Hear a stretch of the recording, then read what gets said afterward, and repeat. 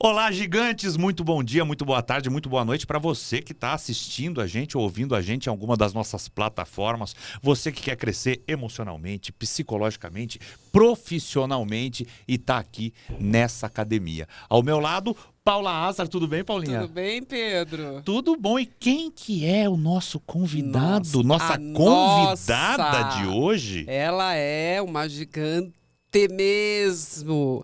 Naíle Mamed. E Naíle Mamed, eu vou falar dela. Ela nasceu nos rincões do Pará, em plena selva amazônica. Decidiu que ali mesmo ela ia vencer a miséria. E foi à luta e se tornou uma gigante. Hoje é autora de best-seller, palestrante e advogada de sucesso. Tudo bom, Naíle? Obrigada por ter vindo até a nossa academia. Lindos! Uma honra estar aqui, Paula e Pedro, nessa academia de gigantes. Olha que privilégio, que honra! Muito, muito obrigada pelo convite. Eu quero que você comece contando a tua história de vida, que é uma história que eu sei que é fantástica, é enriquecedora e ela leva as pessoas a realmente pensar por que eu não vou para frente se essa mulher maravilhosa ela veio tão enraizada e tão forte. Por favor, Naíle. Eu falo sempre, Paula, que nós somos maravilhosas, né? Esse é o meu jargão, que nós somos maravilhosas. Eu nasci lá no interior do Pará, uma cidadezinha chamada Brasileiro. As ruas todas de terra, as casas todas era a parede de barro, a cobertura de palha e as ruas todas de chão batido. Quando chovia, aquela chuva gostosa que a gente tomava banho de chuva, o meu banheiro era no riacho da Amazônia. O chuveiro era o riacho, o banheiro na floresta. E eu sempre falo que eu tive o privilégio de dormir com as estrelas, que a cobertura da minha casa era de palha. E eu via o luar, a lua, as estrelas, pelas frestas da palha. Então, aquilo não me deixava triste, porque eu tinha certeza, Paula, que um dia eu ia mudar a minha vida. Porque eu tive um pai que ele sempre me chamava de minha doutora. Cadê minha doutora? Já acordou? A minha doutora já tomou banho? A minha doutora já foi para a escola? E eu tinha isso assim, tão forte dentro de mim, que aquilo era provisório, mesmo em tenra idade. Eu tinha 5 anos e eu sempre falava assim para o papai, papai, como é que faço para mudar de vida? Eu quero leite, não tem, carne não tem, feijão não tem, que criança adora açúcar, um doce não tem, tomava chá de erva cidreira, tanto é que até hoje eu adoro chá de erva cidreira que remete à minha infância. Não tem. Ele falou assim para mim, minha filha, só tem um jeito, você mudar de vida, sair dessa miséria. Como, papai? Pelos estudos. Ali eu falei, agora eu sei o tesouro onde está, nos estudos. Aí comecei a me dedicar aos estudos. Eu falei, então eu tenho que estudar. Aí eu comecei a estudar e muitas vezes, Paula, lá nesse interior, lá brasileiro, que faltava tudo, era carente de absolutamente tudo. Eu falo que eu sou uma sobrevivente. Eu tinha absolutamente tudo para dar errado. Eu era uma improvável. Nem médico. Vacina, absolutamente nada. Eu só lembro que uma vez só passei no médico da cidade, que ele foi lá. Escola, tinha uma única escola, e assim, bem precária. Às vezes, as aulas eram até debaixo de uma laranjeira, de uma mangueira, de uma jaqueira, enquanto estavam colocando a lona em cima da... Quantos irmãos vocês eram? 8 irmãos. 8? Éramos em 8. Faleceu um de desnutrição, com 2 mesezinhos. Eu lembro a cena, até hoje, a gente indo para o cemitério enterrar esse irmãozinho e a mamãe na janela de casa, chorando. E era uma miséria absoluta. Eu falo que eu não estava na linha do IBGE, estava fora, porque faltava absolutamente tudo. E muitas vezes, para eu ir para a escola, que eu queria estudar, ser a doutora do papai, não tinha nada em casa. Eu comia terra no caminho para a escola. Pegar aquele torrão de terra e comia. Porque a maioria das vezes, quando o papai ia até a mata para caçar, ele caçava ou um bicho preguiça, papagaio, macaco, para alimentar os filhos. E tinha noite que ele vinha sem nada. Então, naquele dia não tinha nada para comer. E às vezes eu lembro, e quando ele chegava com alguma caça, por exemplo, se ele chegava com uma paca, nossa, era um banquete. A gente ia dormir, a mamãe falava, espera o seu pai chegar. A gente, 4 horas da manhã, lá vem o papai. Quando ele chegava perto de casa, ele começava a tossir, era um sinal, com a saca nas costas. E a gente já ia para o quintal fazer um fogo, sabendo que ele estava trazendo uma caça. Nossa, era um banquete aquela caça ali, aquela paca. Na madrugada a gente Dizem saboreava. que Deus gosta dos improváveis. Você disse que é uma improvável. O que te fez resistir? Olha, Pedro, essa certeza. Eu falo que Deus falou assim para mim, eu vou te deixar num lugar que você não vai ter cama para dormir. Você não vai ter alimento. Você não vai ter médico. Você não vai ter casa. Você não vai ter absolutamente nada. Mas eu vou te dar paz que vão te orientar. E o que me deu essa força foram os conselhos do papai e da mamãe. Então isso foi meu alicerce, Pedro. A mamãe sempre falava, minha filha, se pedir para você fazer uma coisa, faça 10. Porque você vai sempre se destacar. Você vai sempre se sobressair. Porque a maioria das pessoas, minha filha, não faz nem o básico. Faça mais do que te pedem. E ela sempre falava, antecipe-se. Não espera ser cobrada.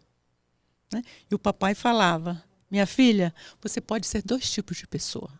Ou a que dá desculpa, a que dá solução. A escolha é sua. E isso sempre foi muito, muito, muito, muito forte em mim. Isso norteou a minha vida como uma flecha. Então, quando eu saí de lá, dessa cidadezinha do brasileiro, imagina, eu saí do meu ninho com 9 anos de idade. Eu tinha 9 anos porque não tinha mais estudo ali naquela aldeia. E aos 9 anos, quando eu fui para Belém, em busca de um trabalho, isso acontece até hoje. Eu tinha 9 anos, eu fui para ser babá. Quando eu cheguei em Belém para ser babá, que o meu sonho era, trabalhava, em troca, eu queria estudar. Não tinha pagamento. Tinha um prato de comida e uma cama e em troca dos estudos. Só que quando cheguei em Belém, eu virei uma escrava infantil. E aí, ali eu senti a falta que faltava. A mamãe, o papai, meus irmãos, aquele meu habitat. Né? O igarapé que eu nadava. Seus pais conheciam a família que você foi trabalhar? A mamãe foi lá me levar. Ela teve esse cuidado de ir lá me levar. Mas a família, quando está conversando... É uma coisa. Nossa, sua filha vai ser muito bem tratada. Ela vai ser tratada como filha. É esse jargão. A sua filha vai ser tratada como filha. E eu fui para lá porque ia ser tratada como filha. Eu sabia que eu ia cuidar da bebê e, em troca, poder estudar. Só que, o que aconteceu? Eu tinha que lavar roupa, lavar louça, limpar fogão, fazer comida. Porque uma criança de 9 anos, no norte, sabe fazer tudo numa casa. Ela sabe limpar a casa, lavar louça, porque é questão de sobrevivência. Eu tinha vários irmãos e tinha que fazer. E eu fui fazer isso. Quer dizer, quando você pensou que você ia pôr um pé para fora daquela situação, você descobriu que o poço era mais fundo ainda. Exatamente, Pedro. Mas ainda bem que na minha inocência eu não tinha noção disso. Eu só pensava, eu vou estudar, eu vou ser a doutora do papai. Era isso que estava em mim, me alimentando. E quando eu comecei lá nessa casa que ela começou nele, lava o fogão, faz comida e limpa o quintal, varre, limpa a casa, tinha que fazer tudo, lavar banheiro, tudo. Além disso, cuidar da bebê. E aí eu tomei consciência, eu falei, eu não vou desistir. E aí com o tempo, porque ali não era para aguentar nem uma semana, aí com o tempo, o que aconteceu? Eu comecei a lavar muita roupa e pegar aquela palha de aço e as minhas mãos começaram a sangrar. Porque entrava a palha de aço, imagina, tinha 9 anos, a pele bem fininha, bem delicada, e começou a sangrar as minhas mãos. E eu tinha que lavar umas camisas brancas, que essa minha patroa, ela trabalhava numa empresa chamada Maxi Fato, acho que nem existe mais. Ela fazia divulgação dessa empresa. E ela usava camisas brancas. E eu ia lavar as camisas brancas dela. Só que quando eu lavava, o sangue das minhas mãos tingiu a camisa dela. De branca ficava cor-de-rosa. E eu levava bronca porque eu tinha manchado as camisas. E eu falava, é o meu sangue. E ela não se importava e pedia para eu lavar novamente. E ficava aquela ferida. E essas feridas perduraram nas minhas mãos até quase meus 30 anos. Nossa, que loucura. Se tornou crônico. Eu tinha até vergonha. Eu não podia nem fechar as mãos, sabe? E eu ia para a escola, de manhã eu ia para a escola. Chegava na escola, os amiguinhos viam minhas mãos, que eu ficava com as mãos assim, que eu não conseguia fechar. Imagina, criança é cruel. Né? Faziam bullying. Bullying. Ainda bem que eu não me importava, que eu nem sabia. E eu lembrava sempre que o papai falava, minha filha, é provisório. Tudo que você for passar é provisório. Aí eu lembrava, você é doutora do papai, isso aqui é provisório, isso aqui vai passar.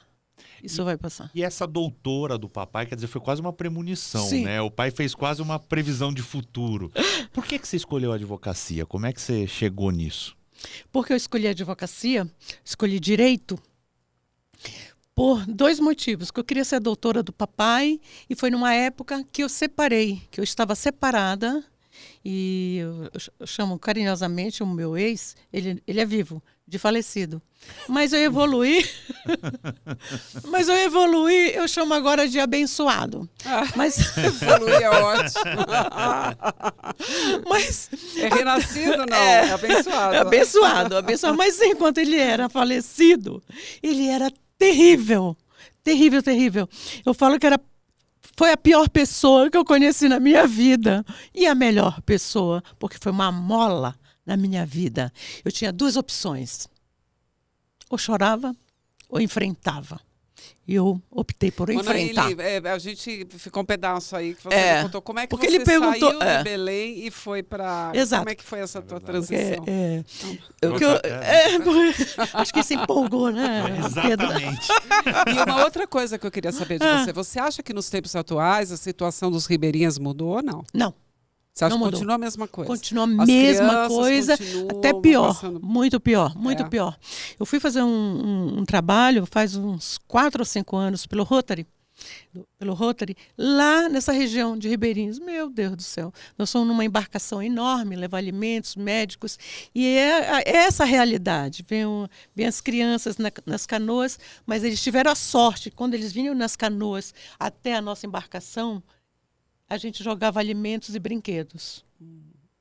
E a realidade é bem diferente. É bem diferente. Sua família continua lá? Continua lá. Minha família continua toda lá.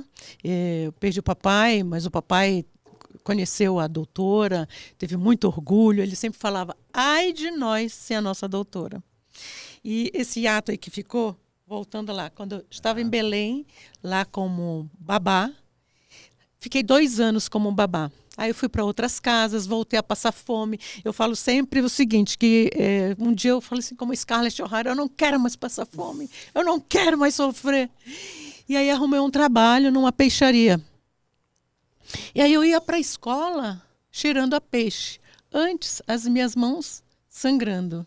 Depois eu ia para a escola cheirando a peixe. E quando eu chegava na escola, os amiguinhos falavam, a peixeira chegou. E eu brinco, hoje o cheiro é bem diferente, né? Hoje é Chanel. Mas antes era peixe, né? Peixe, todos os dias cheirando a peixe. E ninguém queria fazer trabalho comigo. Todo mundo ficava ali do meu lado. Quando eu sentava, levantavam. Eu pensava, isso aqui vai passar. Você é doutora do papai. Eu tinha tanta certeza, sabe, Paula, Pedro? Eu tinha uma certeza tão grande que eu ia mudar o cenário da minha vida. E eu queria muito. Eu queria muito mudar o cenário da minha vida. E eu sabia que eu não podia parar.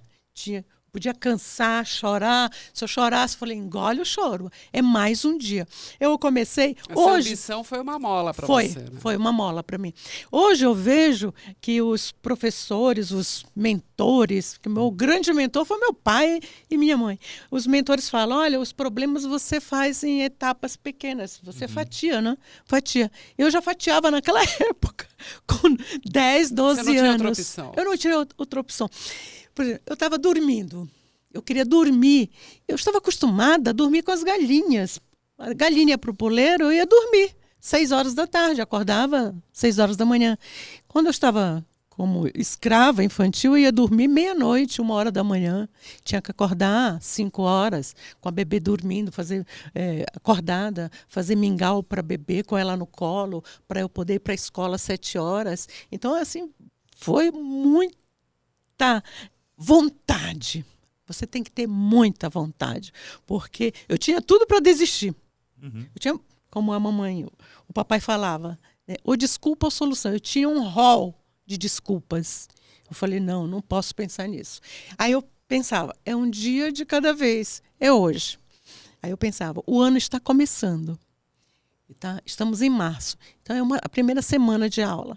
Aí eu pensava aquela semana. Então, eu estava fatiando com 10, 12 anos, sem saber que isso é PNL, é psicologia positiva, alguma coisa nesse sentido. E eu fazia isso para eu poder suportar tudo aquilo. E o que você tem a dizer? Porque, por exemplo, uma pessoa que passou pelo que você passou, que não foi fácil, com esse monte de dificuldade, todo mundo tem as suas. Mas às vezes a pessoa tem uma dificuldade tão menor e se sente tão impedido de se movimentar ou de trocar a realidade dela, né? A pessoa fala, mas eu não vou conseguir, eu não consigo sair disso, não consigo me tornar um gigante, né? O que você tem a dizer para essas pessoas? Que todos nós temos capacidade, sim. Todos nós temos isso dentro de nós. Agora, eu tinha, como eu falei, eu tinha todas as desculpas para dar. Só que eu não me apeguei a nenhuma delas. Ô, Naíli, você acha que se você tivesse nascido no berço de ouro, você tinha tido essa trajetória de sucesso? Olha, se eu tivesse nascido num berço de ouro, você pode ter certeza que eu seria uma grande filântropa. Ah, entendi. Quer dizer, você sempre teve essa filantropia, sempre teve esse sucesso e querer trocar isso com as pessoas dentro de você. Sim, porque isso era muito latente na mamãe. A mamãe, imagina, ela não tinha... Quando o papai trazia uma paca, por exemplo, e aquela paca era suficiente para nós almoçarmos e jantarmos uns 2 ou 3 dias. Ela pegava aquela paca, ela dividia em vários pedaços e distribuía para os vizinhos. Ela dividia a casa. Exato. E ela deixava aquela paca só para o nosso almoço do dia seguinte. Uhum. Ela dividia com os vizinhos. Então, ela era muito solidária, generosa. muito generosa, porque ela dividia o que ela não tinha. Uhum. Né? Ia faltar para a gente. Aí eu falava, mamãe, mas vai faltar, à noite a gente não vai ter o que comer. Ela falou, mas o vizinho ele também não tem, então vamos dividir. Depois o seu pai vê, vai matar alguma caça, alguma coisa. E se ele não matar, a gente faz um mingau de farinha, uma farofa de ovo. Então, ela sempre... Isso foi muito forte nela. Algumas pessoas são um tanto acomodadas, vamos dizer assim, né? E a zona de conforto, mesmo sendo desconfortável, às vezes a pessoa não se mexe. Ela simplesmente resolve ficar numa zona de conforto né? que não é confortável. O que você tem a dizer para essas pessoas? Eu falo o seguinte, Pedro. A zona de conforto é quentinha, sabe? Quando eu cheguei aqui em São Paulo... Você chegou com quantos anos? Eu cheguei com 16 anos e meio, quase 17 anos. Quando eu cheguei, Paula, Pedro, eu tive uma depressão muito grande. Eu fiquei numa pensão, dormindo nessa pensão, e eu pegava o lençol e ficava mordendo o lençol. Furava. Se você levantasse o lençol, ficava igual uma peneira. E eu ficava pensando. Eu não tinha vontade de absolutamente nada. Eu não tinha vontade de nada. E eu falo, mesmo que você não tenha vontade, te arrasta como uma lagarta e saia daquela inércia. Tem que sair daquela inércia, porque eu não tinha vontade de nada. Essa zona de conforto era quente, é quentinha, não dá vontade, tudo te amedronta. A nossa mente, que é a nossa, eu falo, o papai falava, é nosso melhor amigo e nosso pior inimigo. Às vezes tá uma coisinha falando aqui, não ouve, não escuta, faz, te levanta, te mexe. Não deixa você ficar acomodada. Quando eu fiquei nessa inércia, quase 1 ano, que eu fiquei numa depressão, que eu não tinha vontade de fazer nada, eu comecei a pensar, falei, não, isso não era o que o papai queria. Não era isso que ele queria. Então, mesmo que você não faça por você, veja alguém que te inspira, pensa em alguém que fala assim, não, essa pessoa não faria isso. Modele alguém. Eu modelava meu pai. Falei, não. A mamãe, eu lembrava da mamãe que cedinho ela estava molhando as plantinhas dela, cuidando das galinhas, das suas coisas. Ela não se aquietava, ela não ficava ali quieta. Para você ter ideia, Pedro, eu descobri agora, faz o quê? 1 ano que eu descobri que a casa que nós morávamos, aquela casa que a cobertura era de palha, a parede de barro, o chão batido, e o pote velho lá, que era no lugar de uma geladeira, não era nossa. Era cedida pela prefeitura, que a mamãe era uma professora leiga. Nem a casa era nossa. E mesmo assim, a mamãe era caprichosa com aquela casa, ela cuidava daquela casa, ela recebia os alunos para dar aula, e ela era uma professora leiga, que naquele tempo ela tinha o 5º ano primário. Ela não tinha nem condições pedagógicas para lecionar. Todos os seus irmãos conseguiram estudar? Não. Não? Não. Só eu. Só você? Só eu me formei. E eles ficaram lá na ilha? Ficaram lá. Dois moram lá no interior, em Magalhães Barata, que é o município de onde fica Brasileiro, que hoje chama-se Brasil Novo. É porque tem um município brasileiro em Piauí também, né? Não, mas não é.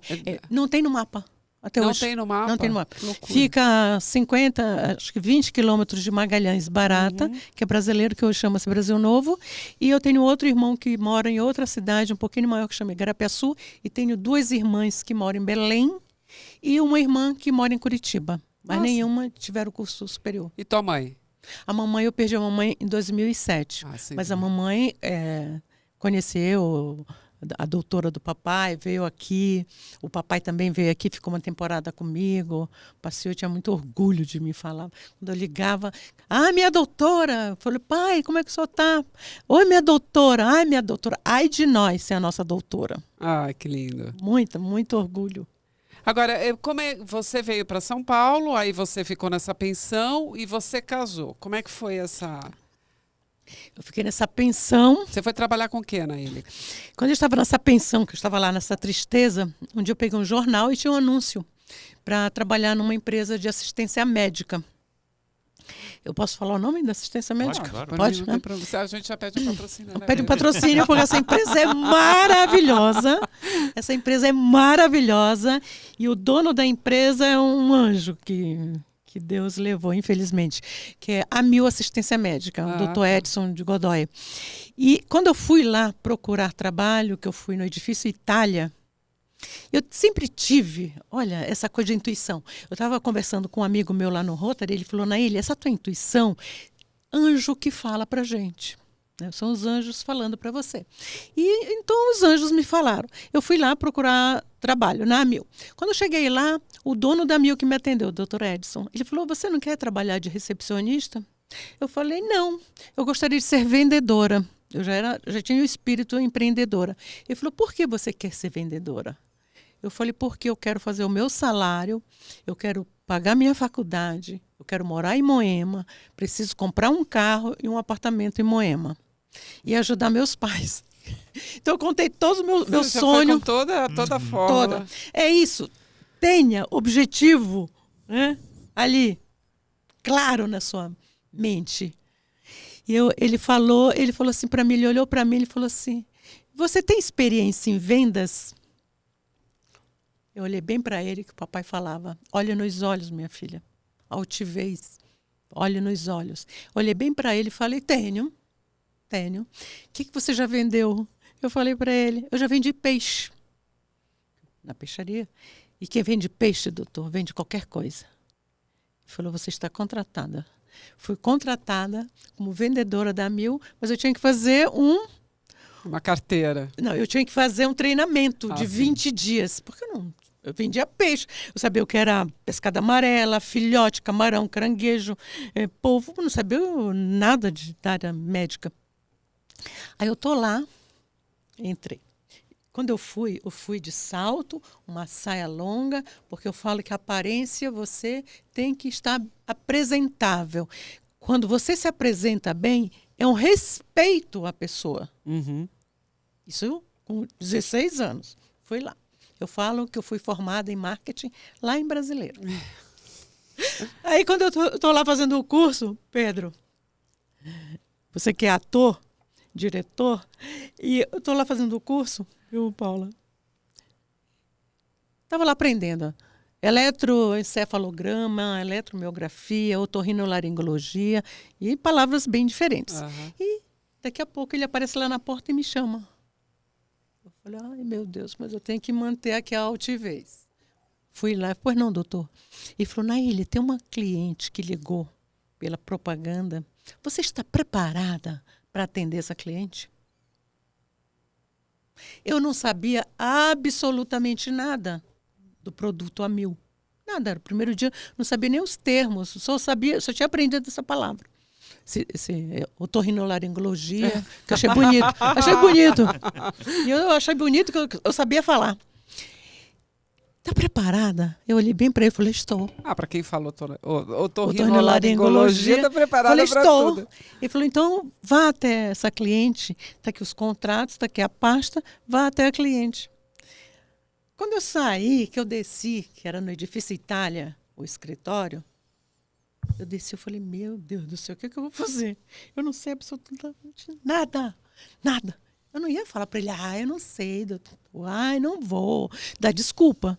Dar desculpa é a coisa mais fácil que tem. Eu falei, não, sou mulher de desculpa. Eu já fui. Cheguei na cliente, um contratinho embaixo do braço, que eu sentei, assim, na frente dela, uma mulher bonita, assim, como a Paula. Ela me olhou, ela falou assim, fale-me da Amil. Mas eu nem titubeei.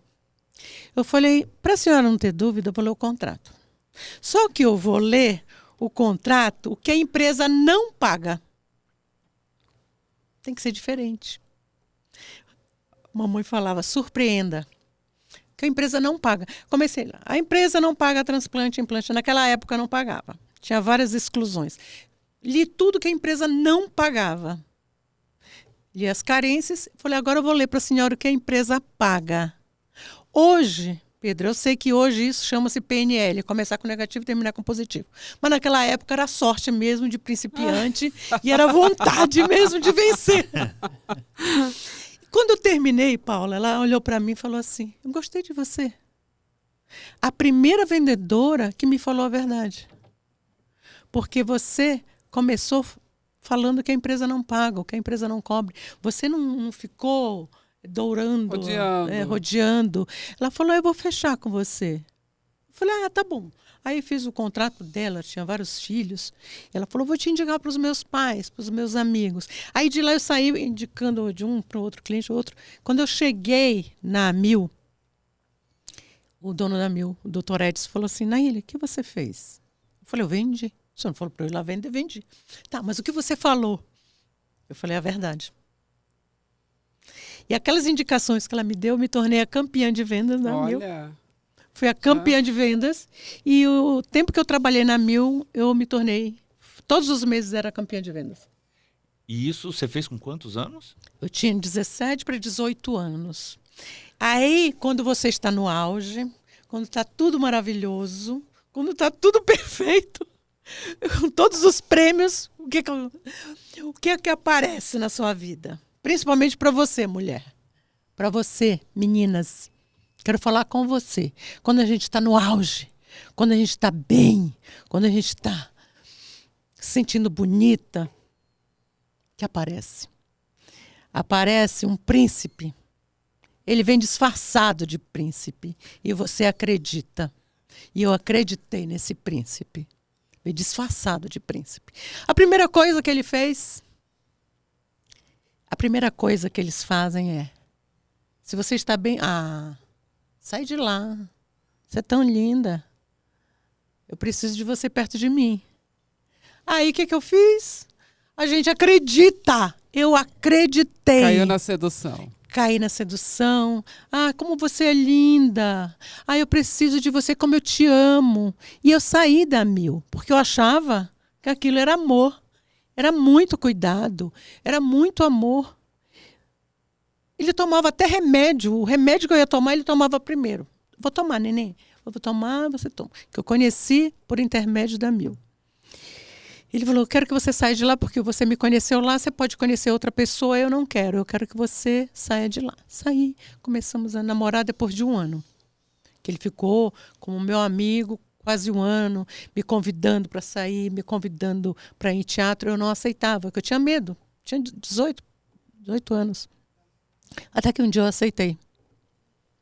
No dia que eu aceitei, ele levou a irmã, levou o cunhado, levou a mãe. Foi até no Palace, aqui em São Paulo. Show da Simone. Aí ele pediu um balde de gelo, pediu um shampoo, ele colocava a mão no gelo e colocava. Sedutor. São sedutores. São sedutores. Colocava a mão no gelo, colocava na minha mão. Assim, olha que eu tô gelado, tô passando mal. Emoção de você. E a gente acredita, eu acreditei. E aí, ele falou, olha, eu quero que você venha para o sítio morar comigo. Quero que você venha conhecer a sua casa. Depois que a gente já estava namorando, fomos lá. Era um sítio que tinha aves raras em volta. Aves raras da Patagônia, tudo em volta do muro do sítio. Tinha pedalinho com lago, tinha pântano com jacaré. Eu até falei para o Ricardo Ventura, que era o nome do jacaré, que ele morreu de rir. Que eu olhe e o Gator. Ai, meu Deus. Então, ele era assim, uma casa maravilhosa, com muitos funcionários. E eu fui para essa casa. Fui para lá. E achando assim... Primeiro, aí pedi demissão da Mil. Saí da Mil. Era uma carreira meteórica que eu estava fazendo na Mil. Eu estava há quase 2 anos lá. Todos os meses campeã de vendas.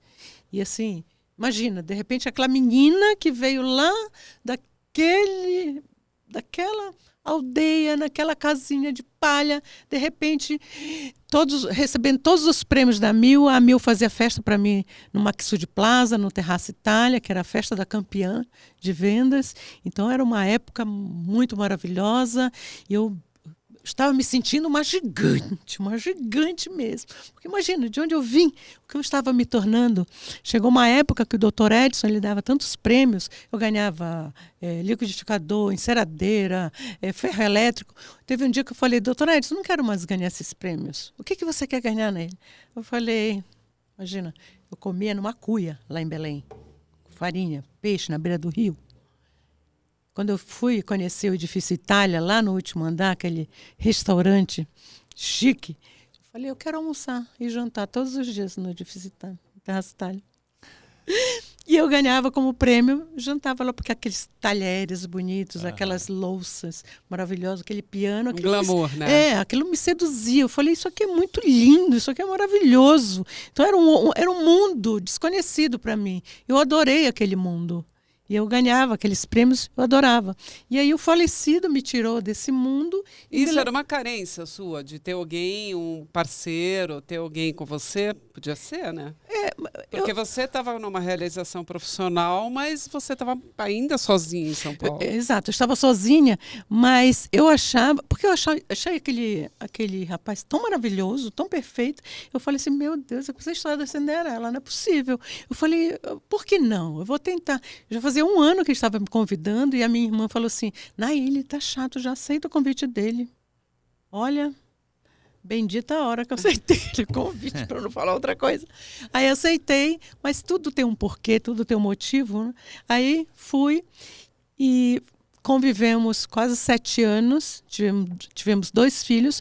No começo era maravilhoso, que tomava até o remédio junto comigo, aquela coisa toda. Era muito sedutor, muito atencioso. E aí começa. Você... Quando eu falava, eu vou ser a doutora do papai, eu quero estudar, que eu quero ser a doutora do papai. Ele falou, imagina, você não serve para nada, nem vai pôr no de chão. Começam as agressões verbais e a coisa começa a intensificar. Chamar de pano de chão, porque ele não começa logo assim. Primeiro começa, essa roupa aí não tá legal. Essa maquiagem que você passou não está bem. Vai implantando inseguranças. Exato. Inseguranças. Eu adorava o cabelo comprido. Eu usava o cabelo bem curtinho, bem batidinho. Que ele não queria que o meu cabelo crescesse. Falava que era feio. Imagina, eu me acho tão linda, tão maravilhosa. A minha autoestima... É mesmo. Obrigada. A minha autoestima, eu falo que estava lá nas fossas marianas. Agora, minha autoestima é na lua. Ninguém tem esse poder de tirar a sua autoestima. Ninguém tem o poder de jogar você para baixo. Nós somos maravilhosas, lindas, poderosas. E a gente não precisa de homem nenhum para ficar falando que a gente é amada. A gente tem que se amar. A gente precisa o quê? De um companheiro que nos respeite de verdade, sim, que nos ame, que nos entenda, que esteja ao nosso lado, mas não para nos subjugar como o falecido, o abençoado fazia. Que aquilo foi terrível. Chegou uma época que ele proibia as meninas que trabalhavam dentro de casa, que eram 8 funcionárias, de me darem comida. Eu tinha trancado a despensa e eu comia a marmita delas trancada na suíte, porque ele não deixava. Não deixava elas lavarem minha roupa de cama. Eu fiquei assim, cárcere privado com ele. E as crianças deixavam assim, 2 laranjas para o suco da manhã, 2 laranjas para o suco da tarde. Era uma coisa horrorosa. E no dia que ele veio para tentar me enforcar, que ali eu falei, eu tenho que tomar uma atitude. Porque senão meus filhos ficarão órfãos. Quando ele veio para cima de mim, me bater com o cabide, tentou me enforcar, e a minha filha gritando, chorando, bebê. Ali eu falei, eu não quero que a minha filha cresça achando que uma situação dessa é normal. A força que eu não tinha, que eu já estava totalmente sem força. Ele já tinha arrancado toda a minha, toda a minha força. Ali eu peguei a força na minha filha. E eu sempre falo isso para as mulheres, quando eu resolvi escrever este livro aqui. É isso que eu quero mostrar. Quando eu resolvi escrever esse livro... Esse foi o primeiro livro da Anaíle, que virou um best-seller. Exato. A renda dele é 100% doada para o Jardim das Borboletas. São crianças que têm epidermólise bolhosa, que têm uma ferida no corpo inteiro, nas mucosas também. E Criança para o Bem, a Fundação Rotária também. É 100% doada a renda. Quando eu desnudei, eu falo que eu descortinei a minha vida sem nenhum pudor. Tem pessoas que falam para mim, Naíle, mas você não tem vergonha de falar o que você fala aqui, que você comia terra, que você dividia banana com rato, que a mamãe colocava a banana na cumieira, que a gente fala. Colocava lá para amadurecer a banana. Você imagina, 8 crianças famintas ali. A gente pegava o cabo da vassoura e cutucava a banana ali. E vinha a banana metade ruída pelo rato. A gente não tinha dúvida. Tirava e mordia metade. Então eu sou uma sobrevivente. Meus irmãos também. Uma sobrevivente. Poderia ter tido as piores doenças. A vida foi te provando, as coisas foram acontecendo e você foi se superando, né? Parece que a cada aprovação você se superava e a cada aprovação você se superava mais. Para quem está assistindo a gente agora, qual que é a dica que você dá para a pessoa não cair numa cilada? Porque muitas vezes a vida parece que foi te colocando em ciladas e você aprendeu a sair delas. E quando eu falo para a pessoa, pode ser para um homem ou para uma mulher principalmente, não é? Exato. E eu falo sempre o seguinte, prestar atenção aos sinais. Sabe, Pedro? Porque a vida, as pessoas nos dão sinais de que são boas ou que são más. Essa situação toda que eu vivi, da minha vivência toda, então, teve sinais ali que se eu tivesse observado, eu teria ido por um outro caminho, sabe? E você, quando der errado, você não esmorecer. Você não fala, ai, deu errado, eu não vou, não é possível, eu vou ter que aguentar. Por essa situação lá com o abençoado, quando eu não tinha para onde ir. Quando eu decidi sair daquela situação que eu sabia que poderia ter uma tragédia ali, deixar meus filhos órfãos. Eu não tinha para onde ir, eu não tinha um centavo, eu não tinha absolutamente nada. Eu fugi de lá e fui dormir no chão da casa da minha amiga. E olha que eu fugi de uma mansão cinematográfica. Aquilo para mim era uma gaiola de ouro. Aquilo ali, eu vivia presa. E quando você toma essa atitude, as coisas acontecem. Parece assim que Deus abre, o universo se abre para você. Foi quando eu fui fazer direito, por exemplo, que tem a história do orelhão, que eu abri meu escritório, sem nenhum centavo. A coisa se abre, a coisa assim, parece assim que pá, a coisa acontece. Os portais se abrem para te receber, para te dar uma nova vida, para você ter coragem, para você ter força e você acreditar em você. Quando eu fui montar meu escritório, que eu não tinha... Quando eu fiz direito, eu fui fazer direito. Eu não tinha dinheiro para pagar a faculdade, eu não tinha condições de fazer um cursinho bom para entrar numa USP, eu tive que fazer uma faculdade particular. E quando eu separei do abençoado, eu separei com um talão de cheque. Falar, mas ele era rico, ele te deixou uma pensão milionária? Deixou uma pensão milionária, sim, que ele nunca pagou um centavo. Muitas vezes eu agradeço. Porque aí eu tive que ir à luta. Quando você se acomodou na situação. Porque eu acho que a primeira cilada é a dependência financeira, Exato. né? Quando tira a mulher que tem uma independência financeira e coloca numa dependência financeira, aí eu acho que já é um problema. Um problema seríssimo, seríssimo. Quando eu saí dessa cilada, que eu não tinha renda nenhuma. Imagina, a primeira coisa que ele fez. E a maioria deles fazem isso. Te deixam... Eu me senti numa teia. Jogou uma teia ali e eu não conseguia sair dali. Estava naquela rede ali, eu não conseguia sair porque eu não tinha renda nenhuma. E outra coisa, ele me isolou dos amigos, me isolou da minha família, que já morava em Belém, quando eu queria visitar. Ai, nenenzinha, não vai, eu vou sentir tua falta. Aí a gente não vai. Ai, não vai naquela amiga. Olha a roupa dela. Ai, ela não é boa companhia para você. Olha como ela fala. Olha você... esse batom é vermelho, usa um nude. Tudo. Até nesses detalhes. E aí a gente começa a ficar sem força, sem força, sem força. E tem que ter assim, uma explosão, uma vontade muito grande. Porque se não tiver essa vontade muito grande aqui, você se acomoda, você fica murcha. Você se apaga, você se isola de todo mundo e você fica sem vida. Eu era super cheia de vida, que era uma campeã de vendas. Eu virei uma morta-viva. Eu não tinha vontade de nada, de nada. Quando teve essa situação, que foi de um extremo estresse, quando ele veio para me enforcar, que a minha filha gritando, chorando, assim...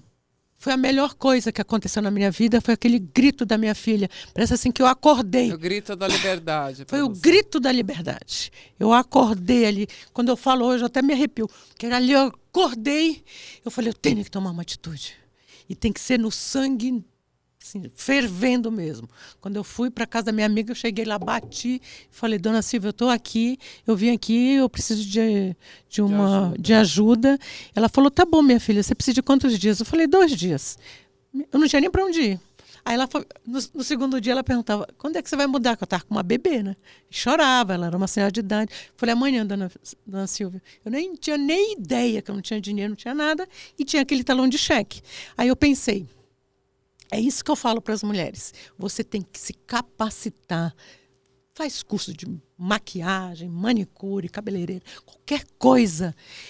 Aí eu comecei a vender queijo. Fui ser vendedora, que eu vendia 1.000, fui vender queijo. Eu falei, eu preciso ter uma faculdade, eu preciso estudar, quero ser a doutora do papai. E aí o que o abençoado fazia? Além de eu estar sem casa, sem nada, sem dinheiro, ele... colocou um detetive para ir atrás de mim. Para onde eu ia e um detetive atrás, a minha vida virou um inferno. Eu falei, eu não posso me abalar com isso aqui.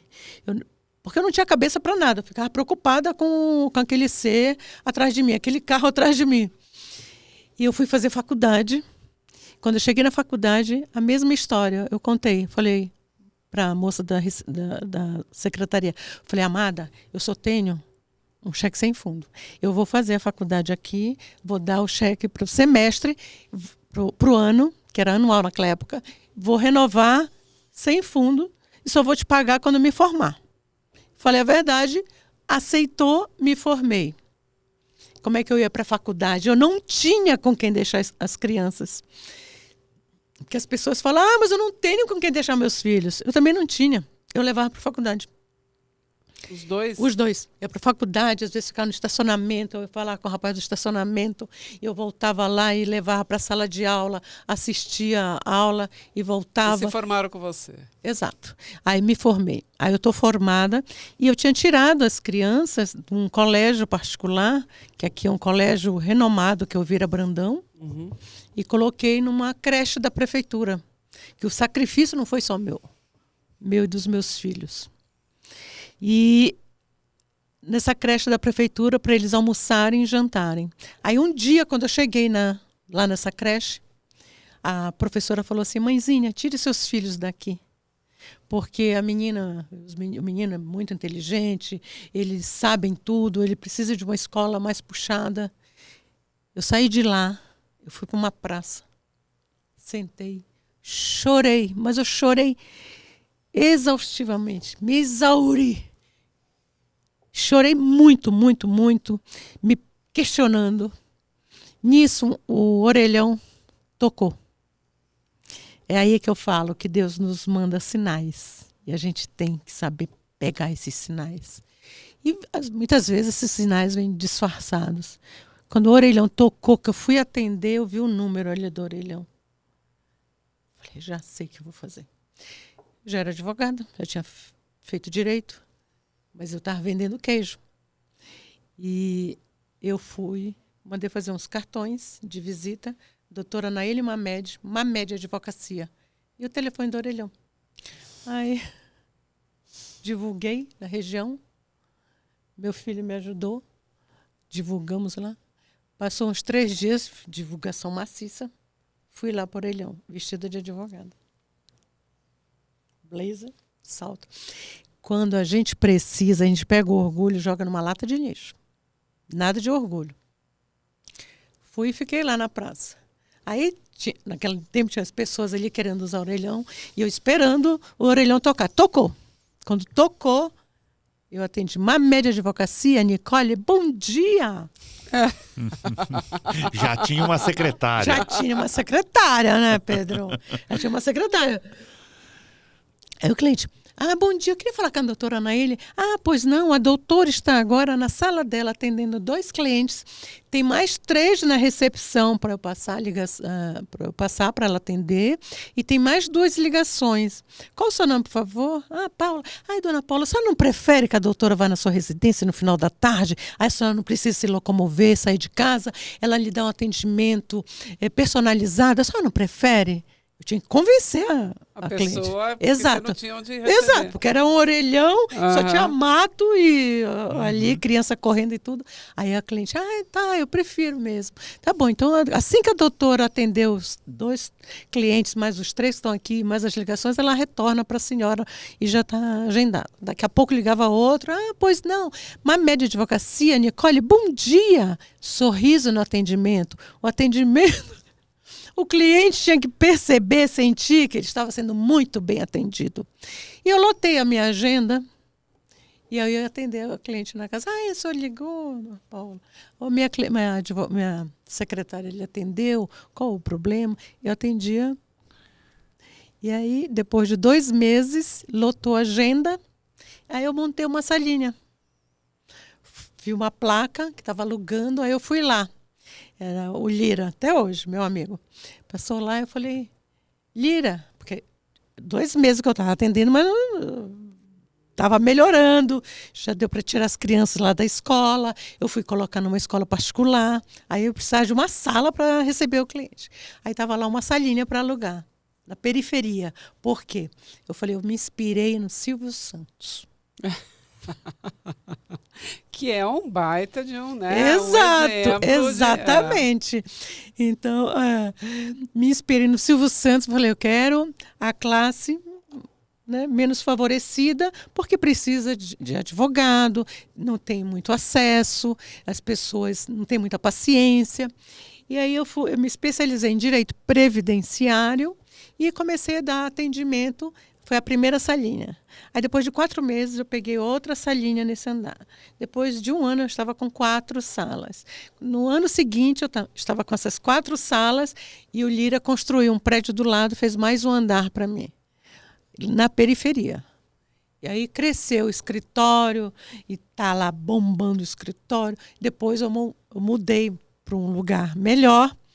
Aí um belo dia, quando eu estou lá no escritório, já toda maravilhosa, linda, poderosa, a minha secretária falou: doutora, tem aí um senhor falando que é seu marido. Eu falei: o quê? Marido? Ela falou: é, seu marido. Eu fui olhar. Falecido! Falecido! Meu Deus, é um Vulgo falecido! Abençoado, que foi uma mola na minha vida. Graças a Deus, que Deus eu tenho. Ele é vivo. Aí eu olhei assim, eu falei: meu Deus, peraí, dá um batom vermelho. Passei o batom vermelho, fui lá. Oi, ele falou: ui. Porque quando eles aparecem, depois de um tempo, é desse jeito, viu, meninas? Cínico. Ui. Eu falei: ui. Ele falou: e as crianças? Eu falei: cresceu. Estão na faculdade. Ele não tinha visto mais as Não, crianças? ele praticamente abriu mão dos filhos. Porque o que ele amava mais na vida era o poder aquisitivo dele, que ele era um homem de muitas posses, e ele não quis saber das crianças por conta dessa pensão muito alta que eu ganhei, e ele começou a fazer muitas falcatruas na empresa dele, como se ele tivesse falido, mas não faliu, para não pagar. E o que aconteceu? Deus castiga. Ele faliu. De verdade. Ele faliu mesmo. De verdade. O que você acha que mais marcou a sua trajetória? Porque é uma trajetória de altos, de baixos, de sucessos e de superação o tempo todo, né? E você sempre sem perder o bom humor. A gente está aqui vendo você de bom humor com a gente. Alguma coisa te tira do prumo? Alguma coisa te deixa brava? Deixa. Mas o que mais marcou a minha trajetória, Pedro? A coragem. A coragem. Porque eu caía, levantava, caía, levantava. Porque imagina só, se eu tivesse desistido lá quando eu era babá. Porque eu fui para lá com a intenção, com a promessa de ser babá. Ser babá para mim já era o máximo. E eu virei uma escrava infantil. Eu poderia falar: não, mamãe. A mamãe, quando foi me visitar lá, depois de 1 mês, 2 meses, que era difícil, para chegar até Belém, tinha que andar a pé, pegar o pau de arara. Pau de arara, para quem não sabe, é um caminhão com tábua, e tem porco, tem galinha, tem caranguejo, tem tudo, e a gente ali no meio daquela confusão toda. Então era difícil para a mamãe, não tinha condições também. Quando ela ia me visitar, Pedro, eu estava com as mãos sangrando, carne viva, o vestidinho todo rasgado. A mamãe chegava lá: minha filha, como é que você está aqui? Eu pegava as mãos, colocava nas costas e falava: mamãe, eu sou tratada como uma filha aqui. Mas minha filha, você está tão magrinha. Eu estava magrinha, que eu me alimentava mal, comia o resto do almoço, do jantar e tarde da noite. Eu falei: não, mamãe, ela é como se fosse uma mãe para mim, eu estou muito bem aqui. Por quê? Se eu falasse a verdade, ela me levava de volta. E aquele cenário de miséria eu já conhecia. Eu queria sair justamente dali para dar uma outra vida para os meus pais. E a coragem, então sempre essa coragem, essa gana de lutar, essa gana de vencer. Eu tinha gana de vencer. É isso que a gente tem que ter, gana. Gana de vencer, Como fazer essa chave virar na vida das mulheres que não encontram a coragem delas, Naíli? Como é que elas podem, né? O que elas devem fazer? Que dica que você dá? A dica que eu dou, Paula, é ela pensar que ela depende dela. Então, a primeira coisa, voltamos aí para a independência financeira, né? Exatamente, ela depende dela. Ela tem que fazer acontecer. Ela que é responsável pela vida dela. Por exemplo, quando eu não ganhei a pensão, eu não fiquei pensando: a pensão, eu vou esperar a pensão. Não, eu falei: agora sou eu. Eu não vou mais esperar por essa pensão. Chamei o falecido, o abençoado, falei: eu faço um acordo com você. Eu abro mão dessa pensão milionária. Não quero um centavo. Ele falou: o que você quer em troca? Eu falei: quero paz. Quero paz. Se eu tiver paz, tenho 2 pernas, braços, tenho uma mente, e eu vou trabalhar, nem que eu coma pão com banana. Mas eu vou trabalhar e cuidar dos meus filhos. Ô, Naíli, o que você faria diferente nessa sua jornada? O que eu faria... É uma ótima pergunta, Paula. O que eu faria diferente na minha jornada? Você pode ter certeza de uma coisa. Eu não teria me envolvido. Eu teria me dedicado à minha carreira lá na Mil. Na Mil? Na Mil. Você volta para Mil? Eu volto para Mil. Agora, da minha infância, não teria mudado nada. Daquele meu objetivo que eu tinha, do papai me falando que eu tinha que ser doutora. Por que o papai falava ser doutora? Ele queria mudar a minha realidade. Eu queria mudar também. Aquela vida ali não era vida, aquilo ali era... eu não tinha dignidade nenhuma. Eu queria dignidade. Dignidade para a minha vida, dignidade para a vida dos meus pais. E eu sabia que se eu fosse, por exemplo, se eu voltasse daquela casa para lá, meu Deus do céu, seria viver como as minhas amigas. Tem amigas que vivem assim até hoje. Escritora, palestrante, advogada, mãe. O que mais te representa hoje, Naília? O que mais me representa? Primeiro, mãe, né? Tenho 5 filhos. Mãe. Você casou de novo depois? Eu tive um namorado, que eu tive 2 filhos. Você casou? Casou mesmo com a papai? Nunca casou com a nunca casei. Nunca casei. Mas o meu marido, eu falo que meu futuro marido está em Mônaco.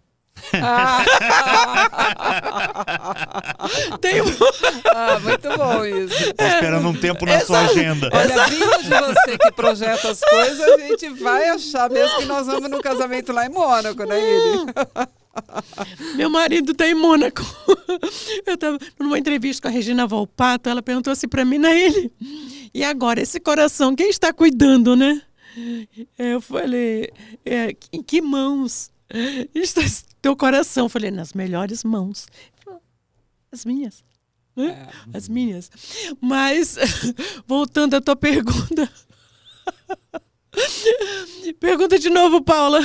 O que você teria feito diferente na tua jornada, mas já emendando, o que você projeta para o teu futuro? Eu faria diferente na minha jornada. Até São Paulo eu não teria feito nada diferente, porque é uma jornada muito bonita. Eu tenho orgulho da minha jornada, eu tenho orgulho de toda a minha trajetória e eu falo para os meus filhos, eu tenho orgulho de quem eu sou. Eu me orgulho, porque todos os revés que aconteceu e eu lutando, vencendo, e caía, e levantava, e vinha outro, caía, eu levantava. A última que foi do falecido que eu falava agora, o falecido, o abençoado, me deixou na lona. Falei, meu Deus do céu, e agora? Como é que eu vou me virar sem casa para morar, sem comida, sem dinheiro, com 2 crianças, com 2 bebês. Mas praticamente. Depois o teu outro companheiro que você foi casado? Não, foi só um namoro. Um namoro. Foi um namoro. Eu falei, eu tive esse do falecido, que era para eu desistir, e fui em frente e não desisti. Então, eu falo que você tem que acreditar em você, tem que fazer, e você tem que se capacitar, tem que estudar. Tem que se capacitar. Porque eu só mudei minha vida, eu poderia ser uma vendedora de queijo até hoje. Eu poderia estar parada lá no tempo. Eu poderia ser a babá. Estar parada lá como babá. Todo mundo que fica perto de mim, se eu tenho uma secretária, se tem uma moça que trabalhar na minha casa, eu falava para ela, faz um curso, amada. Vai fazer enfermagem, vai fazer alguma coisa enquanto você está aqui. E um dia ela apareceu em casa de carro e tudo. Ai, doutora, olha, eu sou enfermeira. Eu falei, ai, que beleza. Então eu fico feliz. A minha secretária que entrou no meu escritório há 5 anos, ela e o marido, a secretária e o secretário. Eu falei assim, amada, você tem vontade de estudar? Que eu tenho a mania do papai. Ela falou, ai, doutora, eu quero. Eu falei, você quer fazer direito? Eu já induzo, né? Quer fazer direito? Ah, eu quero. Ela se forma agora, em junho. Ai, que bacana isso. Direito, ela e o marido. Então, você tem que estudar. Se você tem um marido que não deixa você fazer nada, tem um monte de curso online. A gente não fica no celular? Esse celular que a gente fica o dia inteiro, assim como tem TikTok, tem um monte de coisa para brincar, tem um monte de coisa séria, tem vários cursos gratuitos, tem o Sebrae. Capacite-se. Porque você tem que ter sua independência financeira.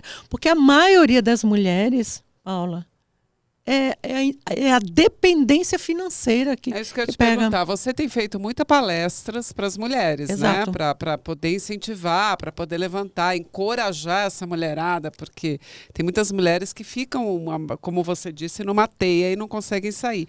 Como é que você tem sentido essas mulheres? É muito legal porque elas me mandam muitas mensagens e eu sinto que elas têm muita vontade de mudar suas vidas. Mas, assim, eu vejo pouca... que elas não tomam uma atitude. Elas sabem do problema que elas têm, que é sério.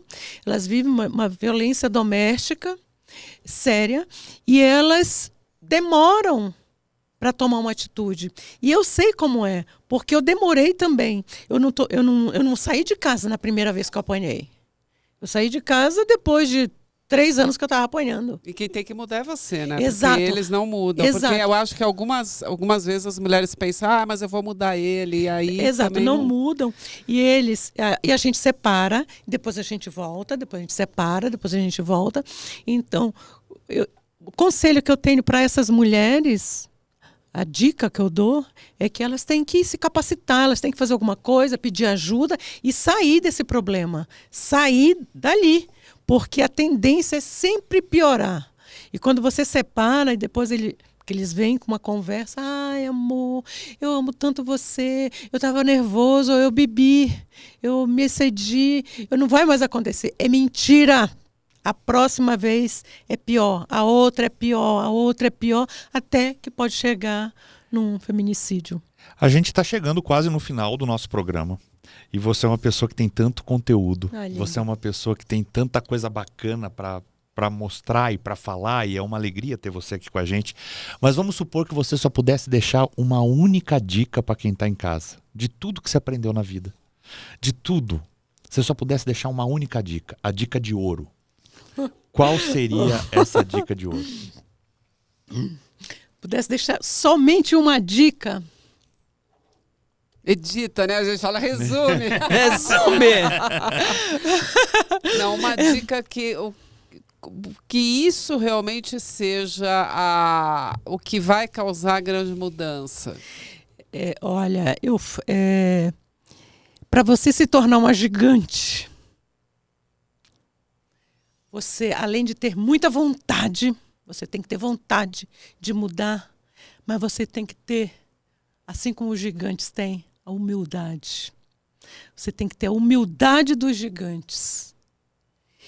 Você nunca pode perder a sua humildade.